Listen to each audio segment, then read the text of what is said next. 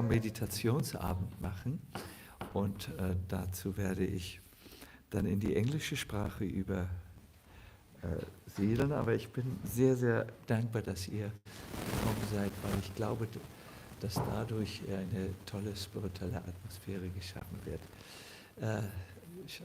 Hier Shabnam, Tulsi might have difficulty to control her senses.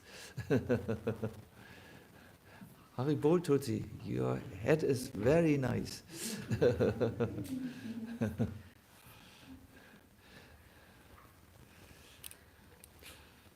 Let me just put my notes here so that I can start in a moment.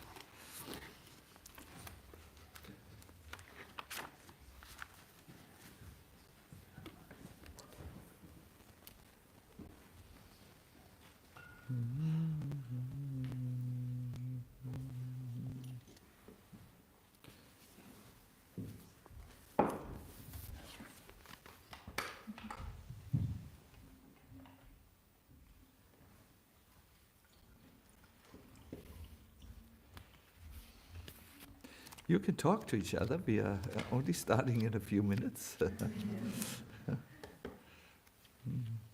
Okay, here's this one.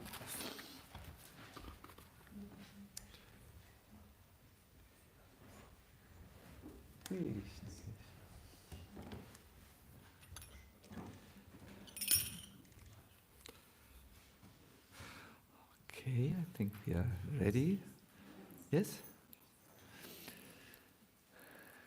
So let me all welcome you once again in the English language. For those of you who join us online or who will see this online, we are here in the Dharma Castle at the moment, and we are having a few interested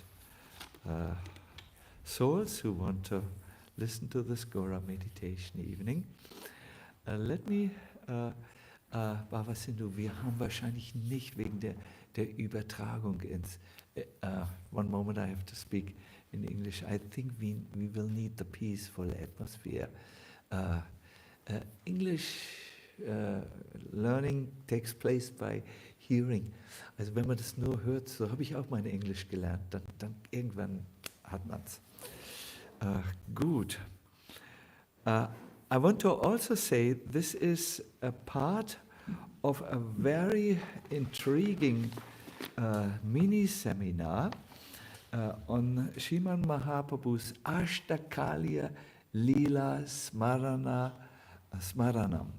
These are a few verses which describe the pastimes of Chaitanya Mahaprabhu, which are going on eternally in a more than human dimension, the eternal spiritual world.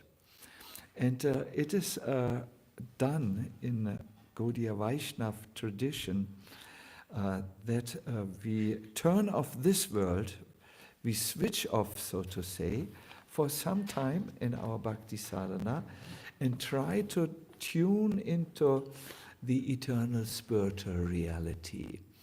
And while doing this, it's a process of smaranam or remembering, we are learning to reprogram and redirect our attention from the things of this world to the spiritual world. There is an interesting verse in the Chaitanya Charitamrita which will shed light on this process. Bhavite bhavite Krishna spuraye antare Krishna kripaya agnya payarasa sindupare. It means when one thinks of Krishna constantly, love for him manifests within the heart.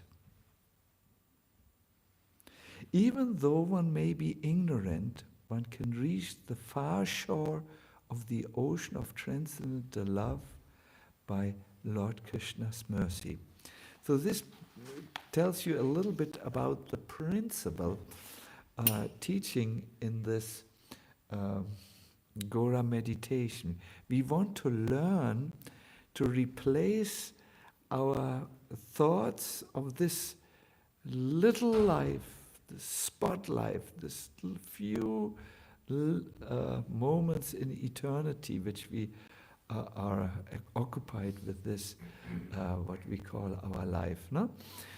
We want to replace this engagement of our mind with the thinking of Krishna. I know this is a little advanced teachings, and I'm happy that I have advanced audience here with me. It's really bringing the whole principle which attracted me to Bhakti in the foreground of our attention. We are replacing our small mind, which gets us through our day. It is filled with cooking recipes and where we can shop. It replaces this small mind with the big mind, where we become aware of the things that are eternal and that are taking place in the vastness of reality. Before I start, I want to say something which is very much on my mind. All of us are often good at knowing what to do, but we are bad on doing it. Does this resonate with you?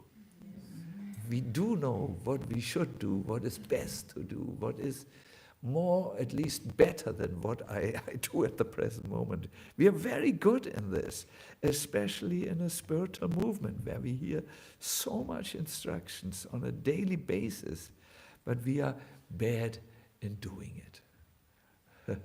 I, for instance, must admit, at the moment, I know it would be good if I would rise at 4 o'clock and do my sadhana with great absorption.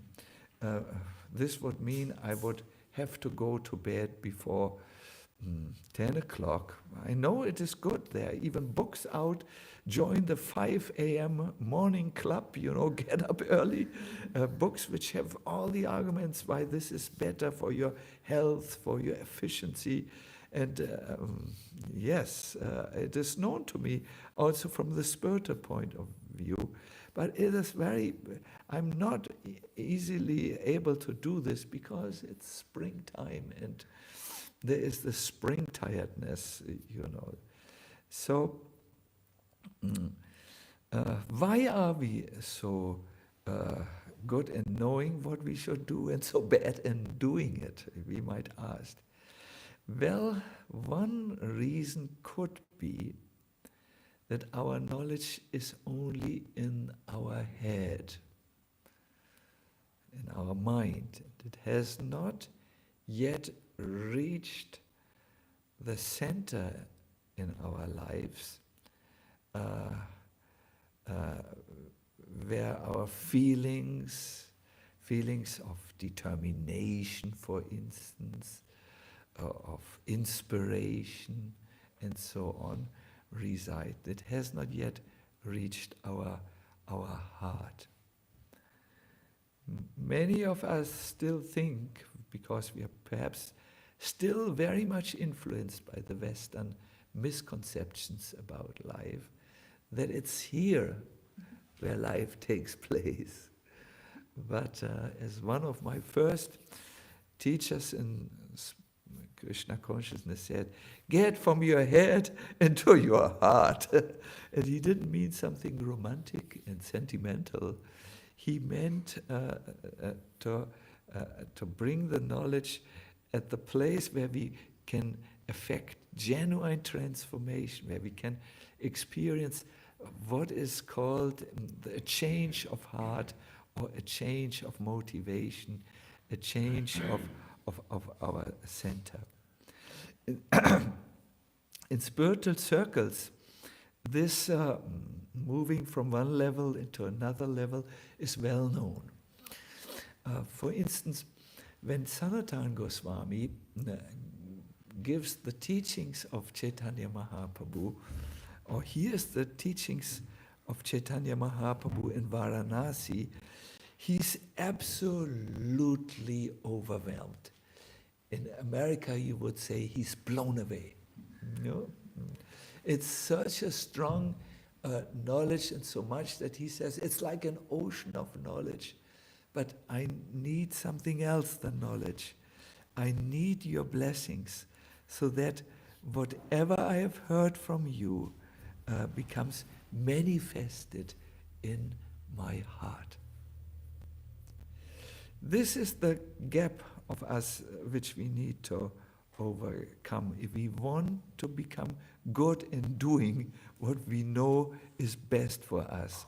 We need to make head knowledge, theoretical knowledge, into knowledge that is applied. And that's only possible if we come to the level of inspiration, if we come to the level of motivation, we come to the level of determination, all those qualities which are in the situated in the heart area, which is the second, and as far as Eastern tradition is concerned, more important center of knowledge, more than here. I sometimes think the greatest downfall of Western civilization is when a philosopher said, I know I am because I think. Can we reduce a human being to what is mostly even not holistic thinking? It's just, what is it, left side or right side of the brain thinking? Can we bring the mysteries of our being into the little part and reduce it and shrink it and become so small? This is always the question of spiritual people. Now, the best and easiest way to come to this center where we can act upon our especially spiritual knowledge is, of course, a revelation, is a revelation of God, and an experience of God in the heart. That's why some of us are very interested in pilgrimage, where we go to the holy places where the Lord is still present. But another way is also to hear directly about the world of Krishna. Yes, we will not hear about politics, we will not hear about the weather there, which we experience. We won't hear about the constant rumors which go on in this world. It's in a different dimension, which is not even covered by Google, and so on. But this experience, my dear devotees, can empower us to live from the spiritual level. For some of us, this hearing is therefore therapeutic hearing. It may not be hearing of interest. It may be just, I'm hearing this to enter and learn of another reality. I want to say one last thing. There is a prayer which many of us know. Jagannath Swami Yana Patagami Bhavatu Me. Please.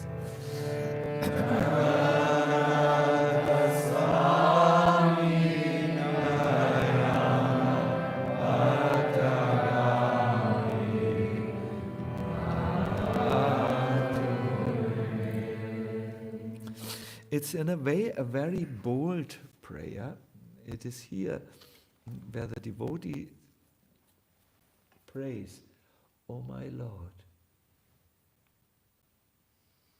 kindly become visible to me.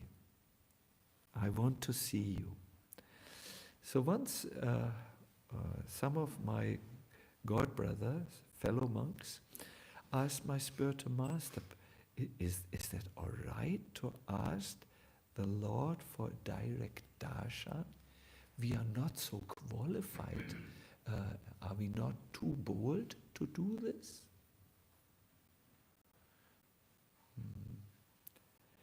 And my spiritual master, he had often said, don't try to see God, try to act in such a way that God sees you.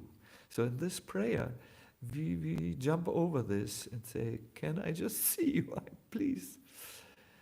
And Prabhupada's answer on this occasion was different from all other answers, and I like it. Prabhupada says, unless the Lord reveals himself to you, how is it possible to go on in devotional service and in bhakti?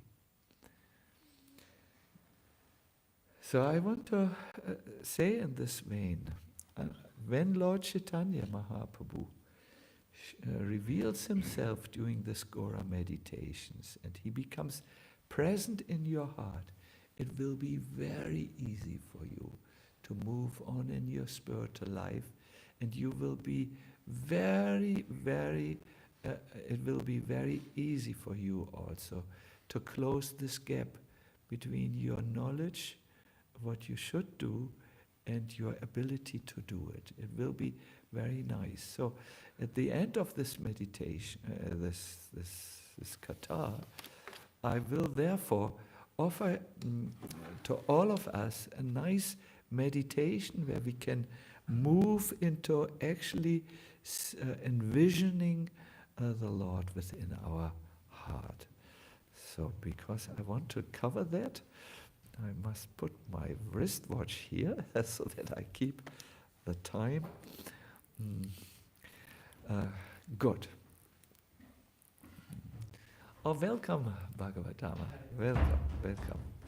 You're just arriving on time, as if you are from the time waver.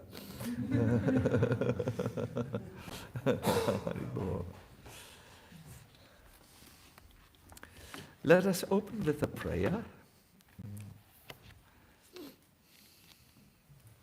It is written by Vishwanath Chakravarti Thakur, and it puts light on the identity of Chaitanya Mahaprabhu and his associates. We will just say it, it's an invocation prayer. Maje Radha Mutim Kamapi Nava Gaura Dyutibaram Sadakya Yang Dhyanam Madura Maduram Yam Anupamam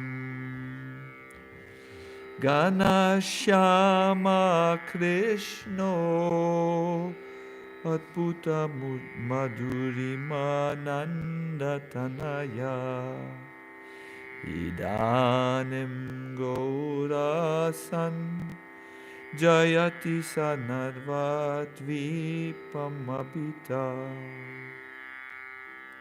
I always meditate upon him and I speak about him. I worship this certain person who has taken on the form of Srimati Radharani, which has a fresh golden radiance. It is the sweetest nectar and it is peerless. This is the very same Shri Krishna, the blue-complexioned son of Nanda Maharaj, whose sweetness is wonderful. He has now assumed a golden complexion and is glorified all over Navadvipa. So here you see, this is a glorification of Chaitanya Mahaprabhu, who's the same Krishna who was walking through the forest of Vrindavan, and he has now taken an external form of Radha. He's radiant, golden, no longer blackish, brilliant. And I do meditate about him. So the way this meditation is done is you divide the day in 8 periods, and the period from 3:36 to 6 o'clock, it's exactly 2 hours and 24 minutes, is called period 5, or the afternoon pastimes take place during this time. Vishwanath Chakravarti Thakur, the same author, describes that Lord Chaitanya has just ended his pastimes in the beautiful gardens of Navadvipa. If you remember, in that garden there were, amongst many other wonders, a female and a male parrots who had called out when he came, "Jai Sri Sacinandana." These parrots could speak. They were highly developed mystics, and they said, "Glory to the life and soul of Narahari and Gadadhar. Glory, glory to He who has manifested all these desire-fulfilling trees."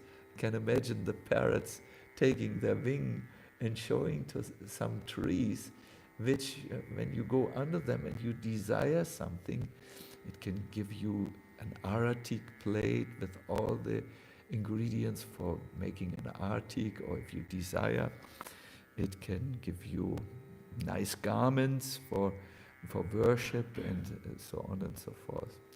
And the parrots continue, "Glory, glory to Radha and Krishna, who have united in one form. And then they look around and look at the devotees. And this is very important. They are apparently Bengali devotees, but this is not the real scenario.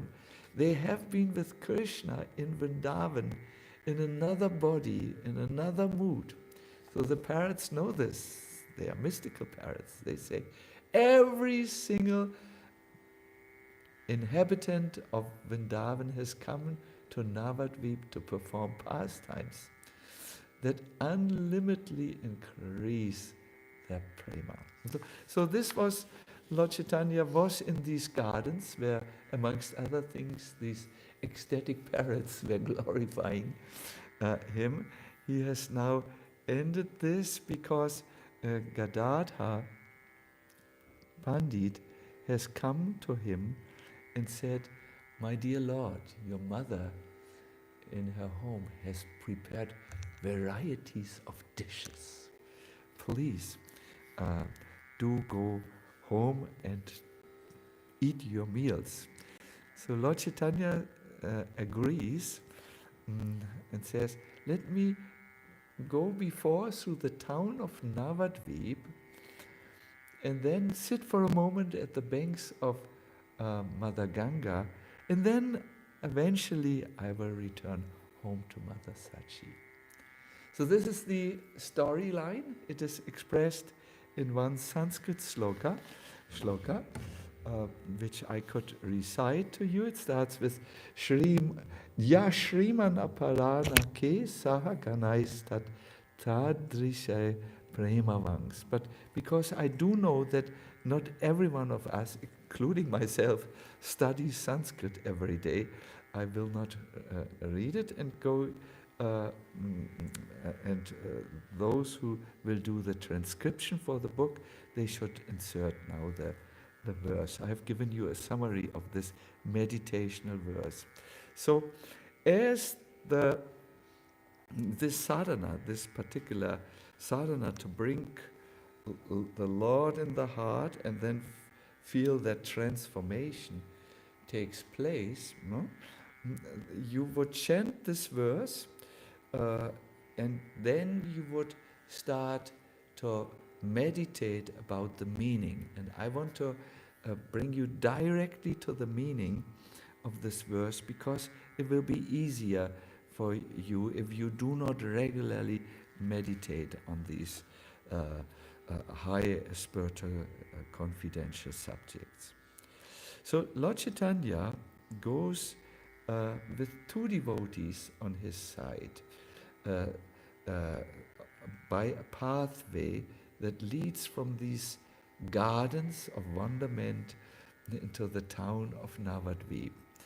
On his right side there is Nityananda, and on his left side there is Gadadhar. So as Lord Chaitanya first comes from the small path into the broader path, all the townspeople become aware of him, and they turn their faces and they look at him with eyes full of wonderment, because Lord Chaitanya looks different.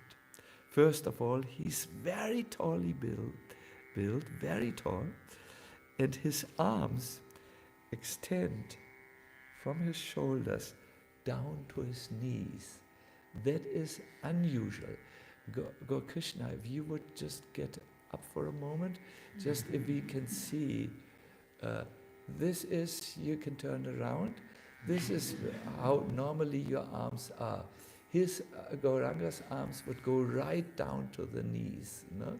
It is an unusual physique, so to say. Now these arms were often turned up like this.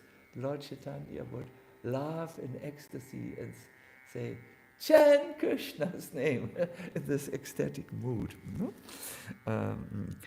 It is further described when his arms would sway back and forth, and also as he walked, he didn't have a straight forward walk. He walked like someone who was intoxicated. I think if you remember the last times you were intoxicated, you were going left and right, if you were totally intoxicated. So he's intoxicated with love and ecstatic feelings of prema.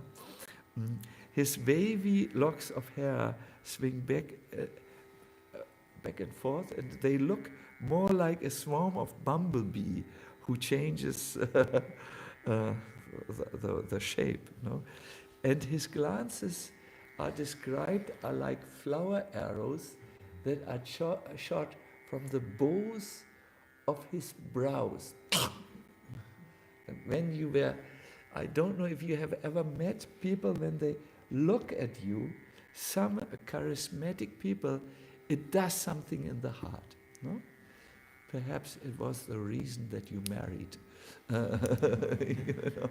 It is, but these are divine eyes and divine glances, and a very wonderful writer about Lord Chaitanya's pastimes has described this. It is, he's Shishya Kumar Ghosh, a revolutionary of his times, who went against the British government and was very, very active in Bengal.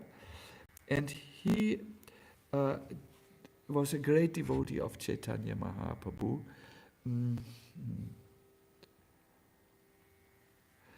He describes how an outsider, that is the Muslim governor of Navadvipa, caught his first glance of Chaitanya Mahaprabhu. And by citing this situation, he describes the effect of Lord Chaitanya's glance. I think if you can imagine, it was a tense meeting. Lord Chaitanya Mahaprabhu did not agree with the governor's order to stop all kirtan, but he assembled within a few hours a few 100,000 people who were coming to the residence of the governor, the Kazi, holding torches and shouting, Kazima, Kazima, Kazima, that is, beat the governor. It was quite intense. So he looked down when he met Chaitanya Mahaprabhu, but then he raised his head to look full into the face of the Lord. And what he saw altogether bewildered him. Within a moment he was fascinated. He felt that he was being overpowered and that the being in front of him was irrevocably taking possession of his heart, and that in spite of himself. He had been very afraid and anxious of this meeting, but as he looked up and saw into the face of Gauranga Mahaprabhu, the glance which the Lord threw at him entered into his heart and totally changed it against his will, so that he became a lifelong supporter of Chaitanya Mahaprabhu. So he had jeweled pearl necklaces. He always had a jasmine garland, and his limbs were smeared, if you can imagine, with Malaya sandalwood. They looked very whitish, in other words. Lord Chaitanya Mahaprabhu then saw the main road and told Nitai and Gadadhar and all the devotees, let's go. So they went into the main road where the marketplace was, and the news spread in the town of Nadia, and they all came together just to catch one glance of this personality who was more beautiful than the God of love walking right amongst them. Woman, man, the young and the old, and of course all the children ran to see him. It reminded everyone on the description of what happened when Krishna entered the town of Mathura. Perhaps you have heard about this description. Everyone went left and right to the side of the road. The Brahmanas stood before their residences and they chanted auspicious mantras and threw water and barley corn, unbroken barley corn, and welcomed him with the recitation of Vedic hymns. And the ladies, who could not mix so freely with all the people, climbed the rooftops of the houses and looked down from the rooftops to see Krishna walking like a young elephant through the town of Mathura. Here in Navadvipa was a similar scenario. The buildings are, we talk of the spiritual world, white palaces, their banners and flags that blow in the wind, and the gates of the palaces are decorated with jasmine flowers. So what the devotee does, who meditates, he sees these palaces, these streets, the white sand, almost like someone who is lost in the world of games, is establishing a virtual reality in which he goes and then makes his adventures and loses his mind. The devotee also wants to get out of his head and enter into a parallel reality. Yeah, I know this is not for very beginners in spiritual life, but it is there. Why should we ignore? No? So Lord Chaitanya walks by these temples, and by these, he passes this shop, and then a perfume walla comes, someone who is perfume, and puts quickly some perfume on his head and said, "Please test this perfume. It is so wonderful that even after taking your bath, the fragrance will not disappear." And Chaitanya says, "What? How many conchs should I give you? These are small, small mushal, you know." No need. And he comes by an astrologer, and Chaitanya Mahaprabhu asks, "What was I in my past life?" And the astrologer takes the dates, does his meditation. And in his meditation he says he sees Gopal Krishna. And he wakes out of his meditation. And Lord Chaitanya said, "Did you see something wonderful that irritated you slightly?" The astrologer said, "My calculations have never failed me. I know that I'm seeing before me not a human being, but the Supreme Personality of Godhead." Wonderful, no? Little exchanges which took place. So Lord Chaitanya walks now through the spiritual Navadvipa, which is also full of these personalities, and he hears the beauty of the Navadvipa is he hears the recitation of Bhagavad Gita and the Puranas everywhere. Yes, there are places where children play. Everything is going on. But what he sees is that there are many places where the Vipras, the Brahmanas, study scriptures, and where the philosophers sit together and argue about philosophy. I think it is like this. No, you have not considered this point. There's constant philosophical talk. They don't talk about Donald Trump and Benjamin Yahoo, or I don't know all the names of which are important. Rinaldo and so on. No discussion. They talk about philosophy, about Krishna, and so on. And what he also sees is that the ninefold devotional practices, Shravanam, Kirtanam, Smaranam, play in every house. And he also sees that the 8 mystic perfections are also there in every house. When Srila Prabhupada visited Hamburg, one of my god brothers, I like to share this with you here, he one day he looked through the keyhole to find out what Prabhupada would be doing behind the closed door. Do you know what he saw? He saw how Prabhupada started to levitate and get on a ray of the sun and then moved out of the window. The temple was on the 3rd floor, I remember.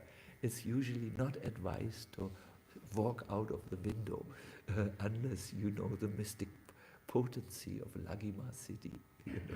So he moved out of the window, and of course my god brother thought, yeah, LSD. It was released in the cells. It came out of the cells in some way. It's not possible. But he did not forget what he had seen, and he thought, was it just the after effects of all the trips? LSD trips are LSD consummation, or was it real? So he had to clarify this doubt with Srila Prabhupada and asked, and Prabhupada answered, I was just trying out the mystic perfections. It is said that the mystic perfections come to the devotees, and some devotees in special circumstances have been seen themselves doing something which is against the laws of nature, because the mystic perfections came there to their aid. But in the spiritual world, my dear devotees, they are readily available to everyone. That's the reason why whatever you desire, for instance, in the spiritual world, comes to you, and with it you begin to serve Krishna. Isn't that nice? No limitation to do service. You just desire to offer Lord Krishna. Oh, what could we desire? I see before my eyes a bowl made of sapphire, and I would desire Ganga water, and I would say, may I wash your feet, my Lord? It is Ganga water. It is very nice. So many, it's in the Chandogya Upanishad says, in the spiritual world, the Lord desires and it becomes true immediately, and those who are thinking in this world about the Lord and who go into the spiritual world will obtain their spiritual bodies, and also their desires will become fulfilled, and with the fulfillment of their desires, they offer service to the Lord. You must know, at that time, in the spiritual world, we don't think me any longer, like here, and me and my problem, and me and my desires. We think Krishna, Krishna, Krishna. Yeah. So Lord Chaitanya then leaves the town of Vrindavan, of Navadvipa, and he goes to sit at the Ganga Ghat. There are peacocks at that time, cuckoos and bees, and there is the beautiful fragrance coming from the flower fields of Navadvipa.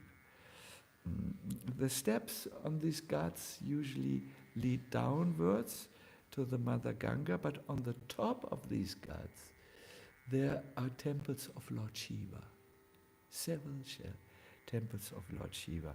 I really encourage you to, one of our friends is going in the next week to Varanasi to see these Ganga steps which go down in the Ghat to Mother Ganga, and he will just sit there from morning till evening and hear the bells of the Shiva shrines and totally recharge himself. Whenever people see Lord Chaitanya sitting on the Ganga, they are immediately captivated. It's described that some ladies come, they have just captured or filled their containers, water containers, with fresh Ganga water, and they hold it on their head. But then their hands become unsteady due to ecstasy, and they can't hold the pots of water any longer, which slip down and crash on the Ganga steps, and it's not a disturbance. It adds to the beauty of the atmosphere. And they asked, is he the God of love? But then they think, no. When the Cupid, well, in the spiritual world, they don't ask this question. They ask this in the Navadvipa of this world. When they see Lord Chaitanya, they ask, is he the God of love? He enters my heart so much. But then everyone comes to the conclusion, no, he is not the God of love, because Cupid, or Cupid, some languages say like this, agitates the heart. No? You become full of desire. When you see Lord Chaitanya, the heart is pacified. I'm almost at the end, and then we will come to our meditation. So then Gauranga calls the names of Krishna's cows. because as he goes, he has now gotten up from his seat at the banks of the Ganga, and he goes into the home, and there all kinds of cowherd boys with cows come and drive the cows in a direction which is opposite. He comes this way, the cows come like this. And he begins to call the names of the cows because thousands of them come in his direction.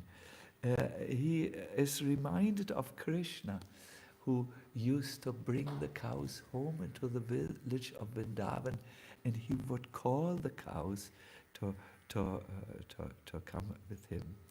So Lord Chaitanya Mahaprabhu then goes home. He sees, and when Mother Sachi sees her darling son, who's known as Sacinandana, the son of Sachi, sees him, she does what she does every evening. She comes forward slowly and quietly and sits before Gauranga.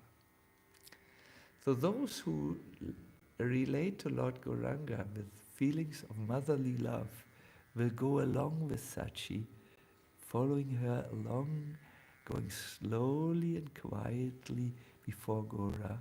And then she wipes his limbs, which are dusty, with her own cloth to remove the dust that has assembled on his golden body. So the meditating devotee will sit before Lord Chaitanya, and in his own cloth he will wipe the beautiful body so that it becomes clean, and he will, by the touch of the Sachit Ananda body, become ecstatic. Everyone who sees this loving scene is reminded of Yashoda, Mother Yashoda. When Krishna comes home, first of all, Mother Yashoda sees him, and she takes an arctic lamp to wave an arctic lamp, which is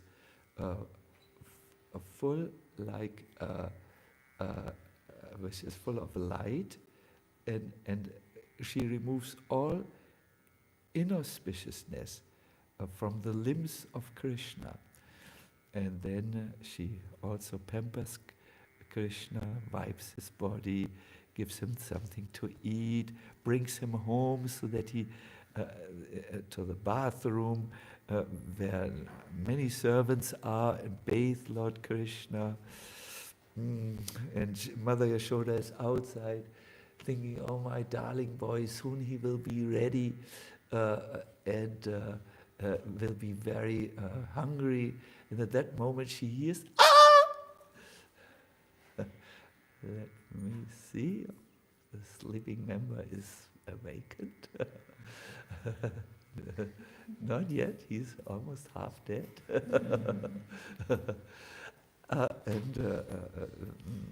So the Mother Yashoda runs into the bathing room. What happened? And she sees Krishna smiling. Krishna has just pretended that the water was too cold to just make some drama, some playful drama. So all these things are going on. My dear devotees, as we are talking about this, I can see that some of you are becoming very inspired, because this Krishna Katha or Gaura Katha enters your heart and awakens perhaps a desire and a hope that yes, there is a reality beyond this world. And if I meditate not just about the daily things in this world, but about Krishna, about Gaura, I have in my heart Krishna. And as I have in my heart the Lord, something will happen. Bhavite bhavite Krishna, spuraye antare, Krishna kripaya agya, paya rasa sindhu pare. When one thinks of Krishna constantly, love for him manifests within the heart. Same as with Gauranga. If one thinks of Gauranga, some love for him manifests within the heart. Even though one may be ignorant, one can reach the far shore of the ocean of transcendental love by Krishna's mercy. So, now we will meditate. Raghu, you can now go into another form of samadhi if you want. I would suggest we sing a little kirtan, and then I will read to you. Within the kirtan, the melody will continue, Gaur Krishna. No? Then I will read to you the verse which summarizes what you have just heard, and then you can see if for some time you remember something which you have heard and keep that in your heart. No? That is the beginning of smaranam. It's to bring willfully, with an effort, into our mind which is so occupied with material things, no? Something spiritual.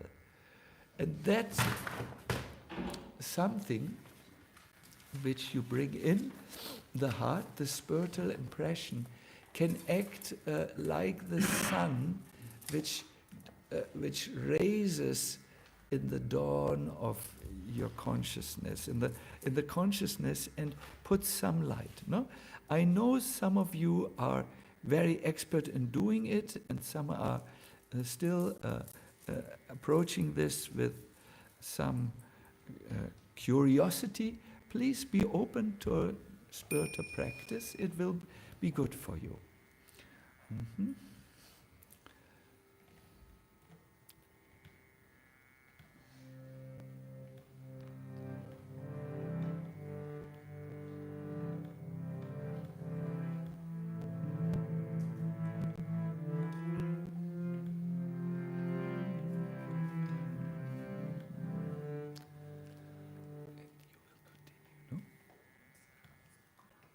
The harmonium is breaking the sound.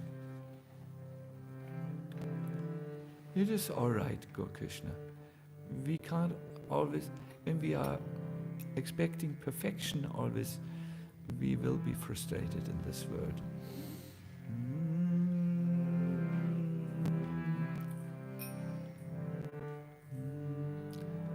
Is there a Madanga player who knows? Who doesn't play like an elephant? Boom, boom, boom, boom. Perhaps we sing with katas, no?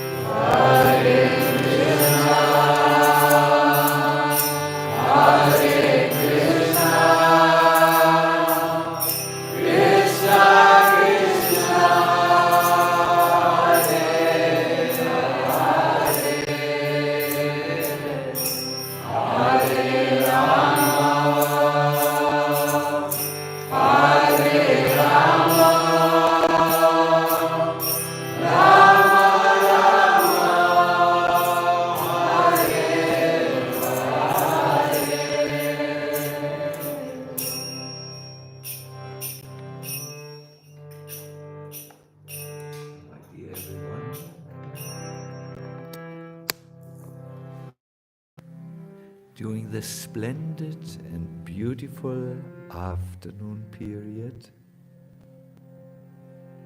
the Lord and his devotees become equally maddened in ecstatic love.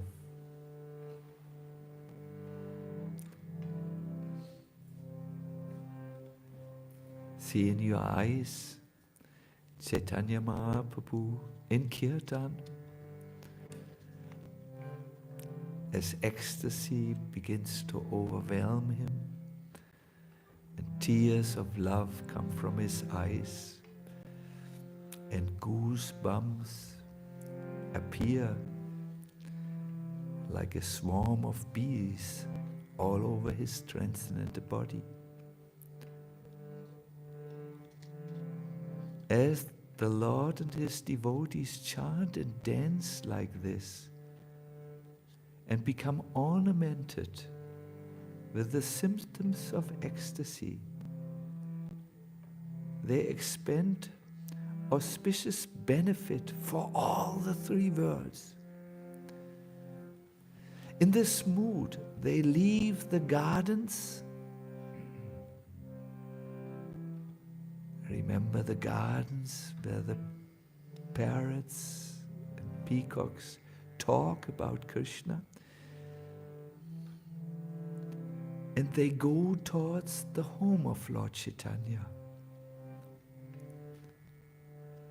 On the way, as they go through Navadvipa,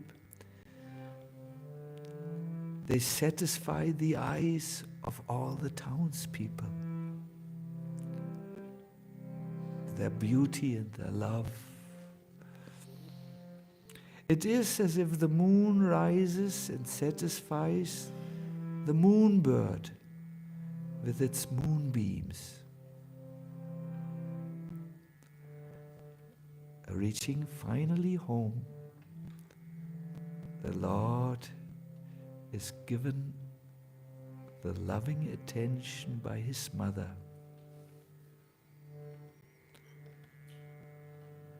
Oh, my dear devotees, I thus meditate on the daily pastimes of Lord Gaura. Please, everyone sing. Hare Krishna, Hare Krishna, Krishna Krishna, Hare Hare, Hare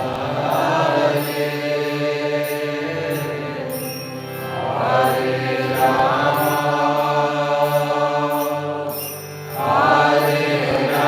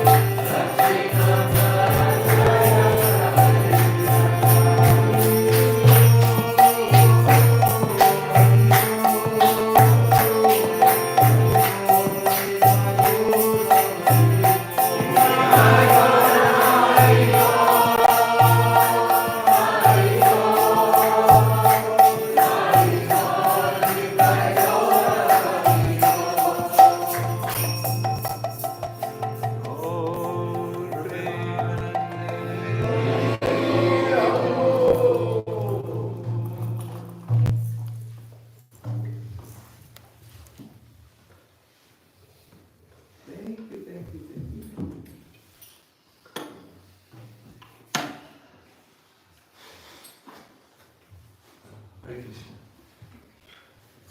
So, thank all of you very much for being here with us. I would like to say this in German to my German-speaking audience, which is assembled here. And I suggest that we, at this moment, interrupt the thing. Yes, I will say goodbye to my online audience here. Thank you for coming with us, coming to us. The next 2 sessions or so will be a continuation. We will enter into the sunset pastimes, then into the evening and the midnight pastimes, and then we will conclude this mini-series on Chaitanya Mahaprabhu's Eightfold Pastimes in the Spirit. Very much welcome. Hare Krishna.